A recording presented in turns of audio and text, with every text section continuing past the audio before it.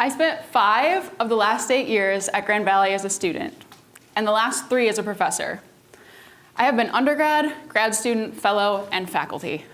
This has allowed me to see a much larger view of the university, how it works, how UIF fits in, and get a much better view of the other side, no matter what that means to you.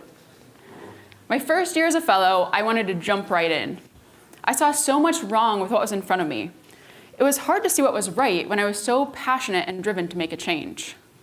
I was driven, but I kept getting hung up on all the negatives. My heart was in the right place, but sometimes this burning desire to make a change and make a difference left people thinking my head was in the clouds. I wanted to make things better for all the students around me. I thought the only way to do that was by doing something big and novel. Yet each time I pitched this, I got dismissed. I managed to accomplish a few things on my own, at least as a prototype. I started a club, had a startup, worked some workshops, but with no buy-in from faculty or administration and no students to help, I quickly became burnt out trying to do everything on my own. It felt like climbing an infinite hill, but only I could see what was at the top. I see this now in a lot of students who are passionate and driven. I love seeing their dreams and desire to make a positive impact. I love seeing them chase these big, scary dreams. But so often, just like me, they get caught up in everything they want to change without recognizing what already exists, what's feasible, and what's affordable. Or even worse, I see them get shut down so much that they give up being a fellow entirely. For me, this big dream was to change the engineering curriculum. I can't tell you how many meetings I had as a student where I pitched that idea and got laughed at. I don't think they meant to be malicious. They simply knew the entire process better than I did. I see now as a faculty member what I couldn't see as a student. That change is important, but that very few people working in a university want any change to be drastic. This can be interpreted by the students as not wanting change at all. So as faculty champions, we need to be there to interpret and offer perspective from both sides. In the end, it took me 4 years after my initial conversations to change the curriculum. And I was lucky, because my school reviews curriculum once every 5 years, and I just happened to be right on time. Now that I have been a fellow and a faculty champion, I have some pieces of advice to offer both sides. For faculty, break it down.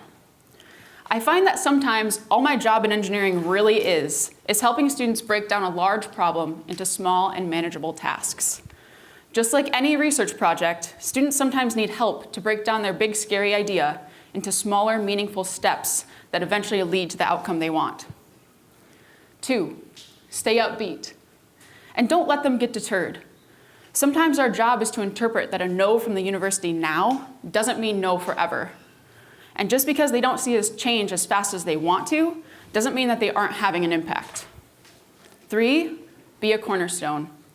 As students are more transient than they often realize for the university's timeline, it's more important than ever to have someone with the responsibility for the legacy of the movement, the ideas, and the students' drive for change. So be an advocate, be an ally, and get as many faculty helping to build that foundation as possible. For students, trust. Trust that your faculty member has your back and is on your side. They are working on the change you want to see, even if it's not in the way that you expect. Sometimes it's about forming a relationship or playing politics, and it can be hard to see how their actions correlate to the change you want to see. Trust that we value your ideas and we're here to help. Communicate. It's hard to know how to help if we don't know what you need. So often I hear students talk after an event saying, "It would have been so nice to have X." Do you need funding? Ask. Need space? Ask. Need my time? Ask. The answer may not always be yes, but you bet I'll try and help you find it. And lastly, pass the torch. Part of being a team player and helping the movement forward is by making it easy to pass on your roles and responsibilities. Understanding that you might not be there to see the finished product, but you can sure be there to build the foundation, and that's just as important. So in the end, it's not as much about how we work around the other side, it's how we can work together to be on the same side. So I ask you, all of you in the room, faculty and students, how can all of us work to be on the same side as we help drive positive change on our campuses?